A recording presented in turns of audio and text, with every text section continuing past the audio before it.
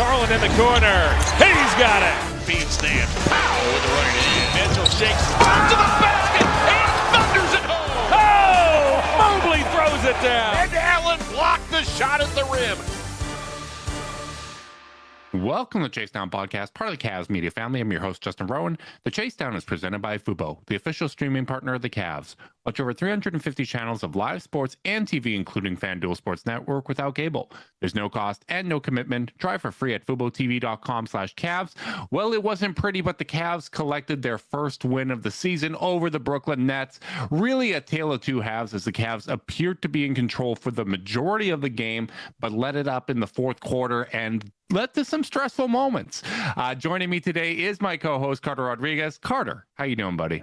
Well, it's nice to have a win. It was a weird game. Felt like a total, it was going to be a total snoozer. Almost to the point where it's like, man, this Brooklyn team is having such a rough time. I'm worried I'm not going to learn anything positive even, because it was so rough at certain points. But then they get super hot. The Cavs get super sloppy. And all of a sudden, it's a game that the Cavs have to go win, which they did. Yeah. Zaire Williams took some of Aaron Gordon's special juice. That's basically what happened. Bagor Demon, man. He was killing us. Yeah, it was, I think it was very clear that at one point the Cavs took their foot off the gas, both on the offensive and defensive end of the floor. It did seem like they came into this game looking to make a bit of a, send a little bit of a message and bounce back from that loss against the Knicks. I thought there was a lot of sharpness on both ends of the floor to start this game. They were cutting with a purpose, much more so than they had against the Knicks. And you could tell that there was an emphasis to find those cutters, right? Like everybody was moving with a purpose. And the same thing applied on the defensive end. You could tell they were a little more locked in. The communication was there. Yeah, it felt like every Nets bucket was a Michael Porter Jr. 16-foot contested fadeaway, which he can make. But, yes, he is absolutely a tough shot maker. And then as the game progressed and as they got that comfortable lead, it felt like, all right, we can dial it back a little bit here. And once the Nets started to get confidence, there was defensive breakdowns too. It's not like, hey, we were still contesting shots like we had in the first half, and then they were just kind of hitting them. No, there were flat out defensive breakdowns. There were the blow-bys, missed rotations, wide open 3-point attempts. The Cavs played a part in their own, I don't want to say demise, but they played a part in their own near demise. Yeah, they played a part in not getting a fourth quarter of rest. Yeah. Before we talk about the stuff that didn't go well, I think you got to look at Jared Allen, who just got killed in the last 2 days. And to some extent, rightfully so. He played a really, really bad game against the Knicks. It was pretty not at the level of engagement that you really need to see up and down the roster. And, we criticized him on this podcast for that particular outing. And he comes out, he's yamming on people. He's jumping into passing lanes, getting steals, thoroughly flummoxing Nick Claxton, who, I love watching the Cavs play the Nets, because I'm telling you, this is not informed by any piece of data other than these two eyeballs here, but I'm telling you that Nick Claxton is so sure he's better at basketball than Jared Allen.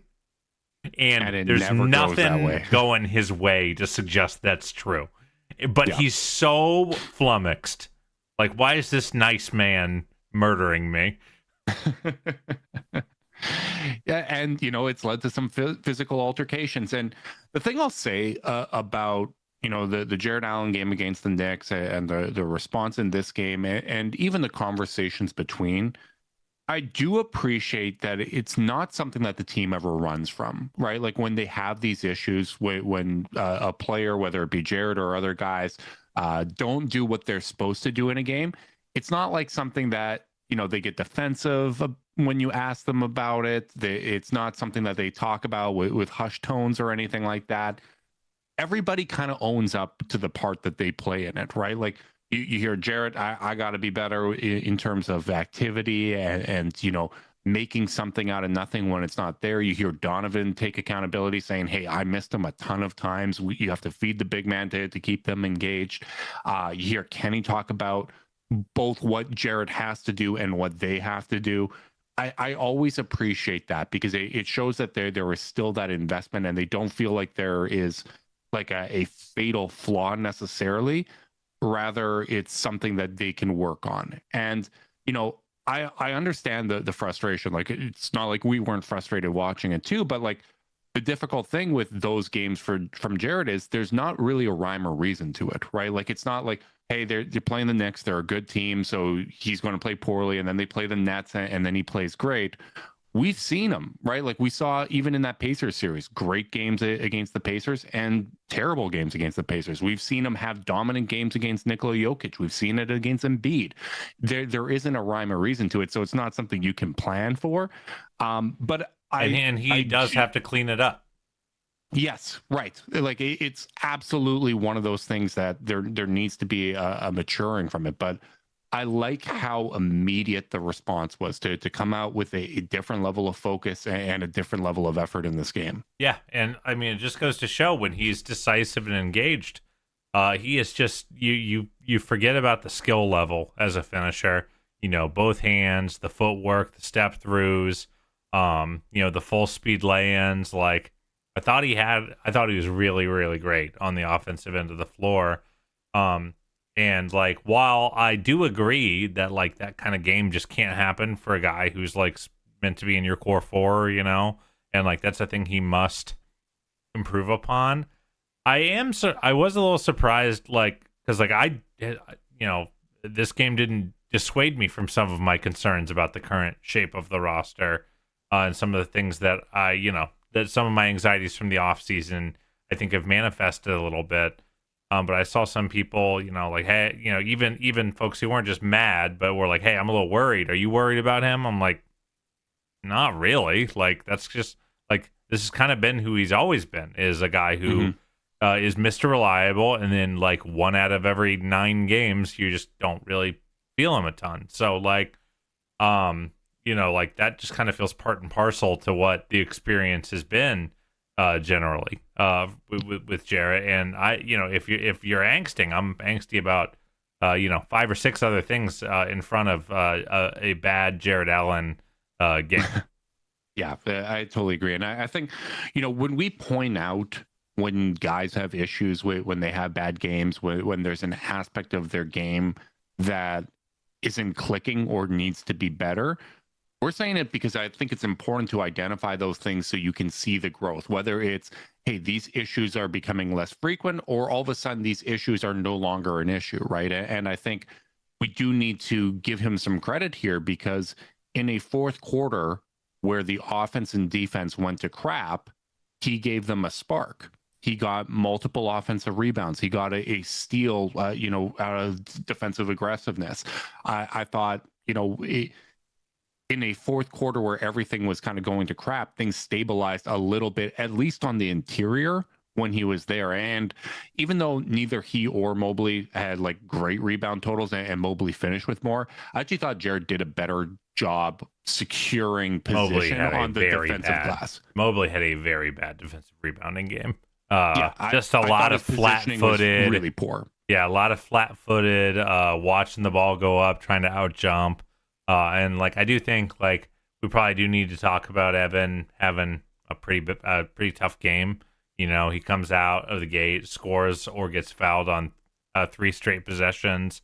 It's like okay, you know, like you're not having to go up against OG Anunoby tonight. You got Terrence Mann, and then you know they didn't feel forced, right? Like It wasn't like the same type of isolation possessions that we saw at the start of the Knicks game. No, it felt really, really good, and then. Honestly, mostly disappears until late in the fourth quarter where he does get that great dunk, but started catching the ball in space, running some inverted pick and roll with Donovan, which is still like a little clunky, I would say. I want to see that feel a little bit better, but even in the short roll, wasn't quite as decisive as he normally is in that spot. So I just don't think it was his game, but it at least has to be worth mentioning. Yeah, and even on that great dunk that you mentioned, I thought he could have gone up basically like on the second move. Like I think he had the defender beat, and there was almost some indecision to it. And our buddy Hayden in the Discord had a great comment mid-game where he was saying, right now it kind of feels like Mobley's one of those quarterbacks that excels at the start of the game, right? Where everything's scripted, and he knows where he's supposed to be. The team's finding him, and you kind of have that good offensive vibes at the start of the game, and then we just kind of forget about him to some extent. And that is a collective responsibility. But if we are going to hold Evan Mobley to a superstar standard, and we are trying to see him be a top 5 player, it has to be him demanding the ball. It has to. He cannot be someone that floats on the offensive end. Of course, the ball handlers have a responsibility. Kenny has a responsibility there, but more than anybody, nobody has more control over this than Evan. And there were even some possessions where Sam was bringing up the ball once, and Sam. The pass was a little bit low. It was a bounce pass to Mobley, but he kind of waited for the ball to come to him rather than coming to the ball and getting it, with aggression and force. And as a result of that, got poked away, and it was a turnover, right? Like he was kind of waiting for the ball to come to him rather than, actively seeking it. And even some of the takes, like I think one of the things that's an adjustment for Evan Mobley is now that he is so much physically stronger, and you can see him, bump guys out of the way at times. I still feel like some of his takes are muscle memory from when he didn't have that strength, where he's trying to go up over the defender rather than really kind of ripping through guys, drawing contact, and squeezing the orange, making sure they can't knock the ball loose. Yeah, he's still trying to go just a little bit too finesse. And I do think, some of that is muscle memory, right? Like anytime you are trying to make a change to how you play, particularly when it's real game action versus, hey, we're working on these drills in camp and practice and shoot arounds and summer runs, all that kind of stuff.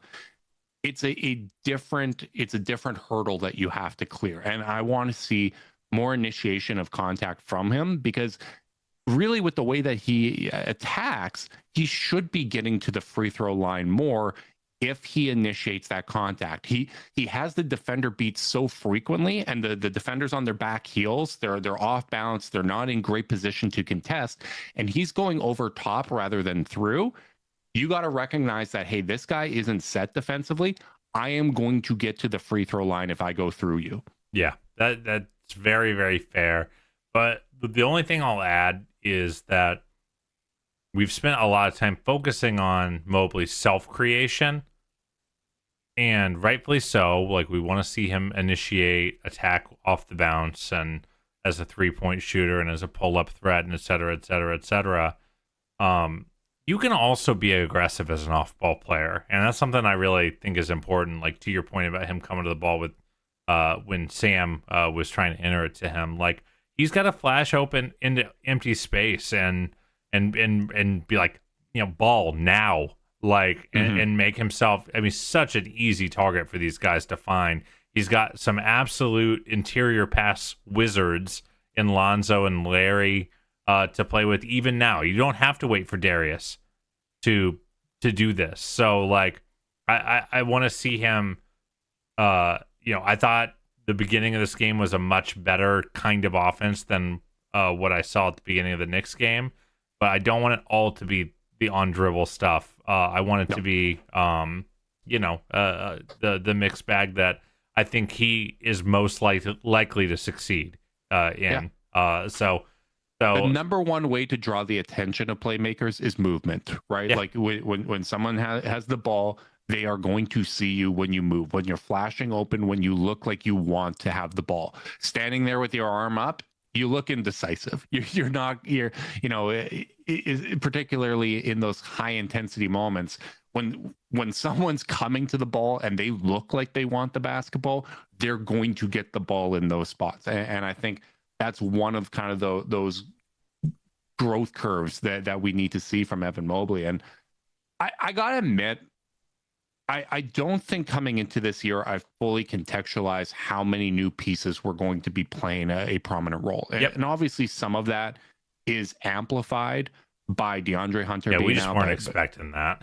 by Darius and Max being out, which I understood. But even looking at the past couple of years, we've never been integrating this many pieces at the same time. In addition to trying to have Evan Mobley play a more prominent role, right? And a lot of pieces without a lot of pedigree.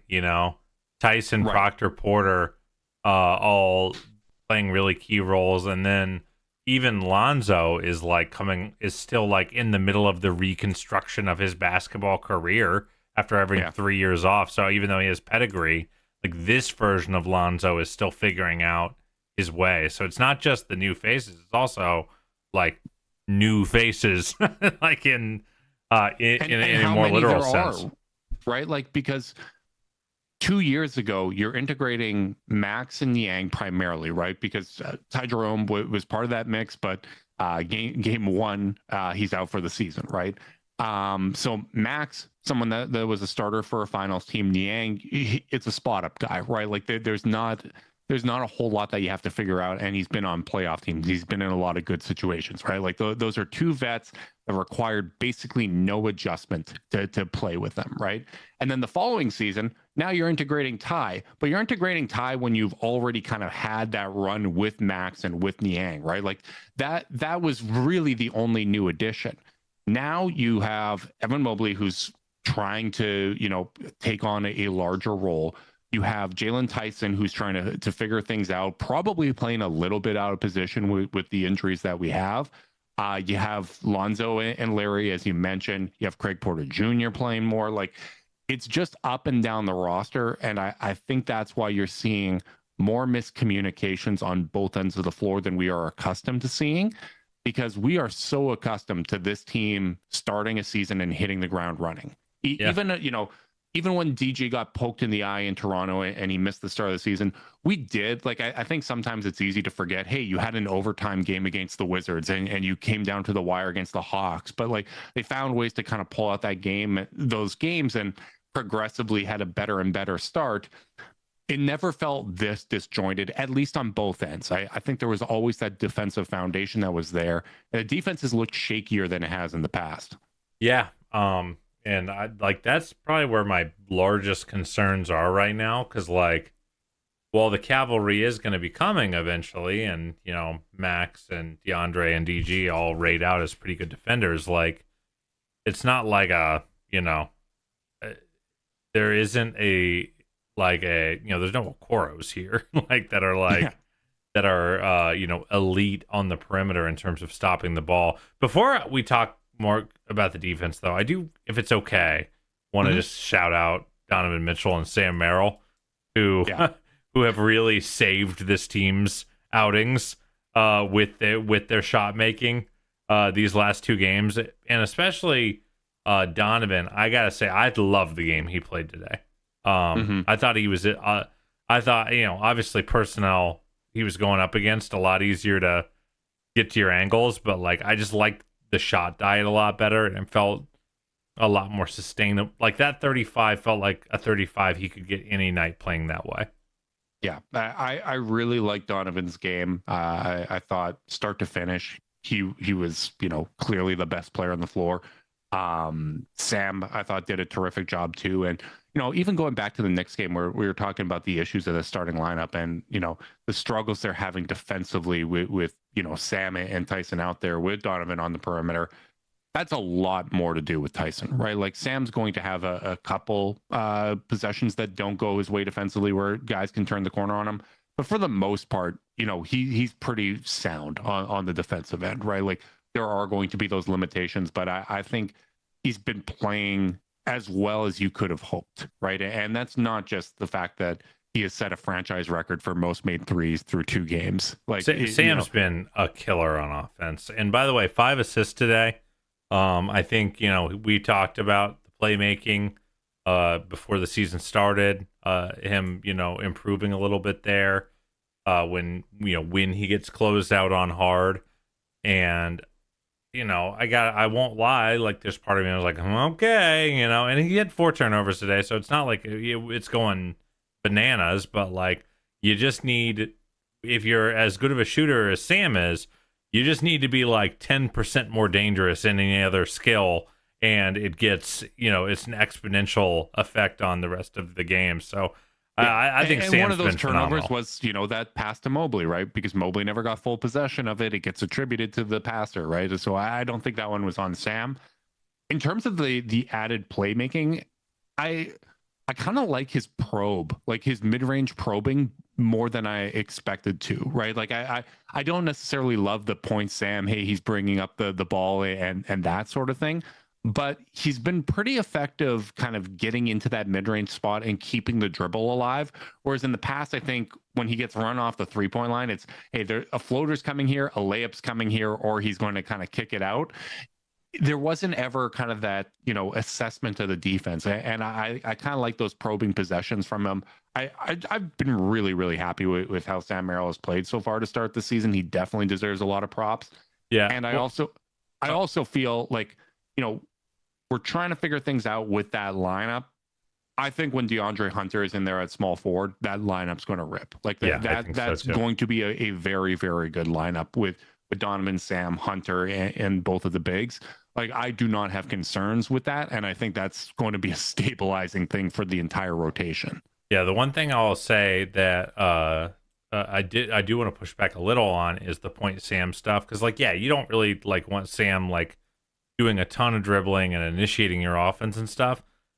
I don't mind if point Sam, especially if the other team isn't playing super pressury, and really trying to get up on the ball. I don't mind that if the spirit of it is for him to flow into a dribble handoff with Mobley. Because that gets Mobley, because something I haven't loved about the Mobley usage so far is just how much ISO there has been, and that gets him the ball with a little bit of an advantage and just gets you into something right away. If as you're crossing half court, you're already dribbling into your first action, that's going to get you an early offense. That's going to give you a bunch of different, bites at the apple. So now I think it's a counterable thing, because I don't think Sam's handle is so strong that you want him bringing the ball up against, intense pressure, on-ball pressure. But if they're hanging back, that feels like a great avenue to run that kind of offense. Yeah, you know what, that's a very, very fair thing to bring up, right? And particularly at a time where we're experimenting with a whole bunch of things and trying to add new wrinkles and whatnot, maybe that is something that's going to help you in ways that you didn't expect. Similar to Zoom AI Companion in this podcast, because only you can do your best work. Zoom AI Companion can help you do the rest, like automatically taking notes, answering meeting questions, and helping you respond to your coworker. Available at no additional cost with eligible paid plans. Work happy with Zoom AI Companion. Justin, can I get a takeoff? Yeah, go for it. I think I'd start Dean Wade if DeAndre isn't playing on Sunday. Absolutely. I would have started him this game. I just think I think the role has been a little too big for Jalen. I thought in game one it was all about floor awareness and being in the right spots at the right time. You really saw a lot of that. I thought in this game he was a lot better on the offensive end of the floor. Hit a couple threes, got an alley-oop, pushed the ball a little bit more comfortably with the handle, and then on defense, got a couple steals, which is nice. But I think it's partly a Jalen problem right now, and partly a personnel problem, which is that Jalen cannot guard these guys in the perimeter right now.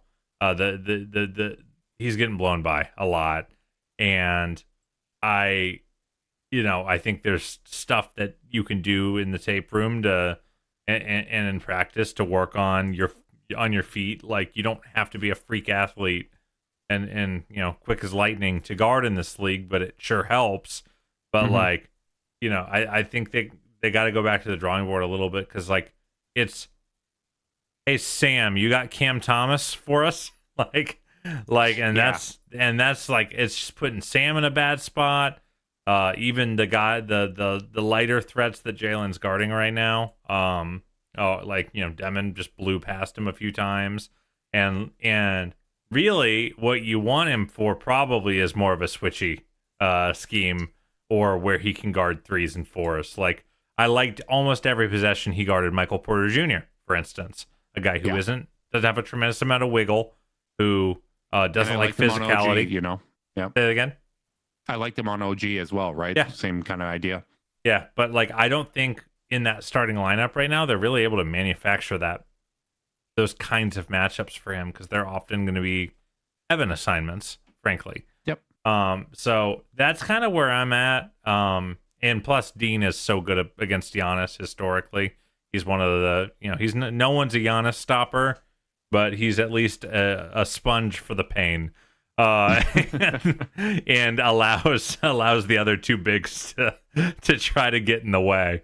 So yeah, I think I would start Dean, and like ultimately it goes back to like what we said right before the beginning of the season, which is this needs to be a meritocracy, and Dean's minutes have just frankly been better.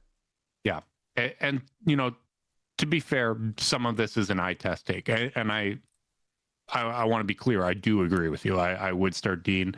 And part of it is also just Ian in the YouTube chat just said Giannis has never left the Dean's office unscathed. I love that. Like honestly, part of it is, a lot of these guys know what their role is going to be, right? Like Donovan, Sam's flexible as hell, right? Like he's going to stay ready, and if he needs to start, he knows what he needs to do. If he's coming in off the bench, he knows what he needs to do. Dean is terrific for that too, right? Like that is a guy that stays ready and acclimates to whatever role you ask him to play. Jalen Tyson has not yet played a game this season in the role and kind of the substitution patterns that he is going to be expected to play in. I think getting him in that proper role gives us a better chance to get, one, tape of how he's going to be used in more normal circumstances. And three, the chance to go out there and actually, explore the space, figure out what kind of the nuances of who he's going to be playing with and all that is. So like you look at the data against the Knicks, they did have the starting lineup did have a plus 24 net rating, so it's not like they got absolutely smoked, but I think the eye test showed that hey, it is just a little bit too leaky. It felt uncomfortable at times, and I agree with you. I think I would make that change. Yeah, and plus you just have the insulation, because the reason you don't do that, you wouldn't want to do that in the past, is like, oh, well, Dean's also our backup 4 and kind of our backup 5 in a 3-man big rotation, but like you can do it with Larry. Now you have Larry, and you also have Thomas Bryant, who hasn't gotten on the floor yet, but like this might be a Thomas Bryant game against Milwaukee, where you just want to supersize to go up against the Bucks. Supersize. Like Bucks aren't playing a lot of guards right now, and like you need fouls, you need physicality, and you need as our dear friend Stan Van Gundy once said, to form an effing wall. And and I think the Cavs are equipped to do that, even if Dean starts. They don't need to save him to be the backup 4. That's such a good point, and not something I had even thought of. So I agree. I would make that change. I'd like to see him kind of in that role, because I really do feel firmly at this point, like if he's going to get by defensively, it's going to be against 3s and 4s. I don't think that he can be someone that defends guards. I don't think the lateral quickness is there. Not right now, at least. Maybe there's more work to be done on the craft, but right now I don't see it. And it's interesting because he is vertically explosive, right? Like that lob from Donovan was really nice, and multiple times guys try to get a pass over him and he rises quickly, right? Like part of the reason he got the 3 steals tonight were guys trying to throw passes over top of him, and he gets up quicker than you expect. He has the quick hands in those situations. He makes nice decisions after he's got those steals. So I just want to see him in a better context, because I do think it kind of colors the opinion a little bit. But it was a better game from him on the offensive end. It was nice to see him knock down 2 or 3 threes. Also, what a jarring jump this is too. Like going from like, I only get to play when everyone on the bench, everyone on the team is resting for the night, right? And I'm going to run 30 pick and rolls to like this. Like it's just such a big change, and like I just think it might be a little too much too fast.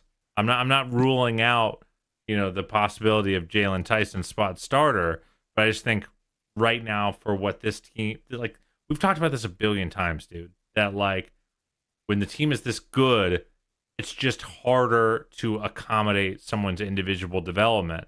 Like Baylor Shireman didn't get a lot of run on Boston last year, even though he's shown some cool things early on in the year, and like seems like a guy that they're interested in. But like when you you grinding Shireman tape, I know. You're gunning for that Rosillo spot. Well, no, I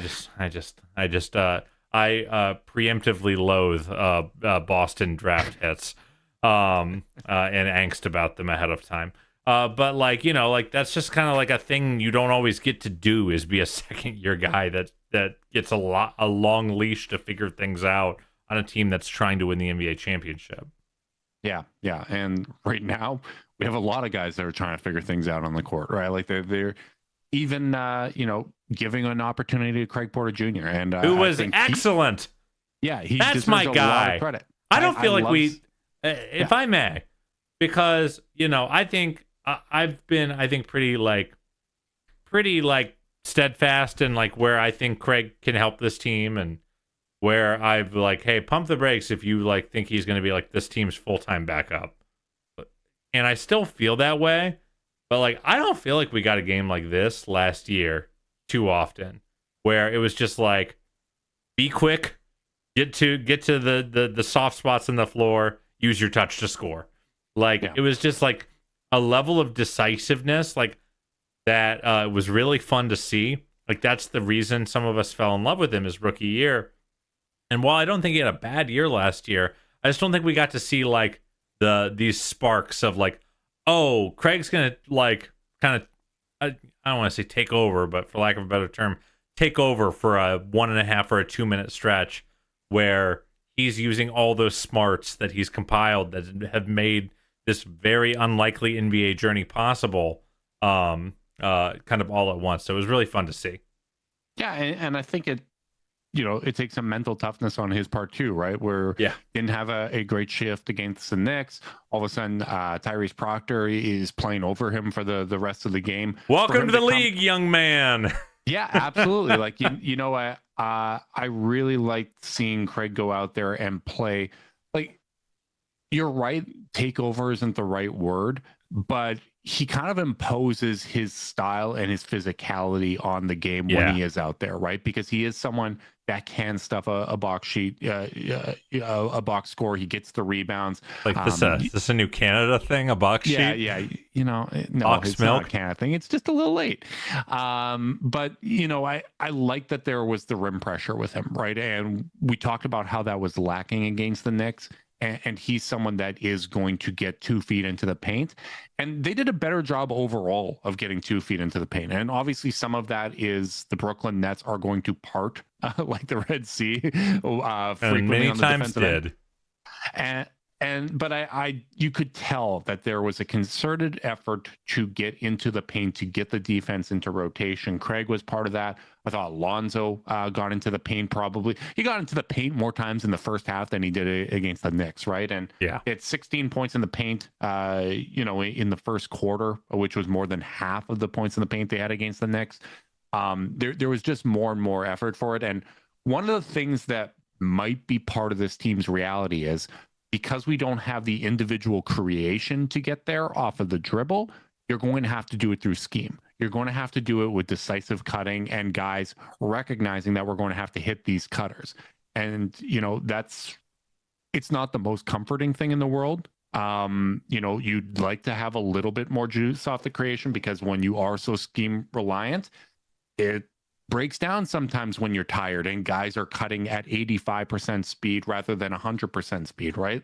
You don't feel as insulated. But, I do think that might be something that, hey, when we're going to the bench at least, and we have guys like Lonzo Ball out there, we have Larry Nance out there, we need to really emphasize that style for these minutes, because otherwise we probably are lacking just a little bit of juice when it comes to the personnel. Yeah, to the Lonzo point, felt like he pushed the ball really well today. He is going to have to score. Yes. He's 1 for 11 in his first 2 games from the field, and like there is like some diminishing returns there on heady defense and some very nice outlets, some very easy buckets. Like, the little floater that kind of like he shot put up there. Needs to find some touch when he does get these shots up. But like overall, I think he's been really helpful with some of that, like that finding a little pace to get us moving. And I didn't want to end the podcast without shouting out our guy Larry Nance Jr., who had one of those second quarter like, oh, that's why we got Larry stretches. I thought Larry was terrific. That he was, on the wrong end of a wild no call where I thought he drew a lot of contact. And then he had the other. We got it back with Donovan clearly fouling on that 3-point attempt. Yes, we absolutely did. And hey, shout out to Tyrese, who had a bad, shooting game, but I didn't think he necessarily played poorly. He had that nice play where Larry didn't get the first finish to go, and he just kind of had the quick hand to poke it to Larry to get that dunk. I thought that was a nice heads up play, but yeah, Larry, like when you Larry's talk about moving the ball so well, he only had 1 assist in this game, but not only was he moving the ball well, he, like, when we're talking about cutting with a purpose and looking like you want the ball, Larry is a prime example of that. He is so decisive with his cuts. He understands the spacing to open up those passing lanes and be available, and knows exactly what he's going to do when he does get the ball. He's such an intelligent player, and you're right that we needed to touch on him, but I do want to say, you talked about Lonzo. I'm in love with that man's playmaking. Like, honestly, some of the passes that didn't even result in an assist were mind-boggling. The bounce pass to Dean right in the pocket. There was one where Sam took a corner 3 that he ended up missing, but he almost like put it under the guy's armpit and like weird. Spun it. Like, I don't understand the launch angle for that pass out of his hand. He's just such a gifted passer. You're right. He's going to need to start scoring, but like the floor of what I need to see from him in terms of field goal percentage and scoring is so much lower than almost everybody else because I love everything else that he's brought to the table. If he literally slashes like a 39-35 for the year, I'm probably fine with it. I ordinarily wouldn't be, but I don't think he actually has to be that efficient of a scorer.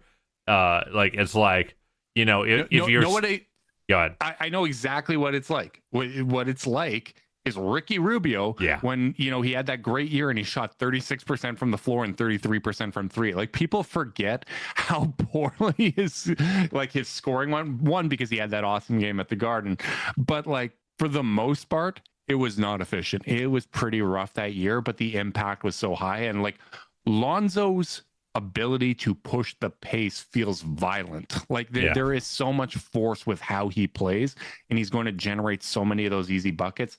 He's not someone that's going to generate rim pressure, get feet in the paint regularly, and kind of get those wraparound passes to the bigs and stuff like that.